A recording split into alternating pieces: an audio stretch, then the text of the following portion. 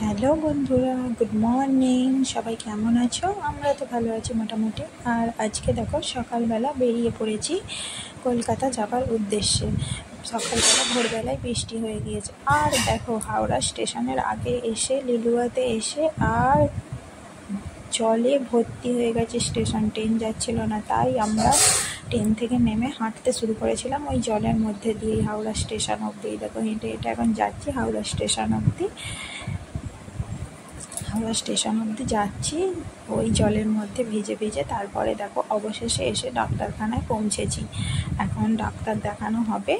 তারপর এই দেখো আবার তারপরে আমাদের আরামবাগের ট্রেন পাইনি, আবার পেলাম বলতে যদিও তারকেশ্বর ট্রেনে, তাও বসার জায়গা নেই। কি অবস্থা করে সব আসছি দেখো। রিক আর আমি কোনো রকমে একটুখানি সিট পেয়েছিলাম, দুজনে বসেছি। আর মা, বাপি, আমার বর, ওরা তো সব মেঝেতে বসেই আসছিল। কোনো রকমে এলাম। কি অবস্থা আজকের দিনে কলকাতায় এক হাঁটু করে জল দাঁড়িয়ে গেছে। তার মধ্য দিয়ে আমরা আজকে ডক্টর দেখাতে গিয়েছিলাম। আগে জানলে কি আর বেরোতাম বলো। তারপরে দেখো এখন তারকেশ্বর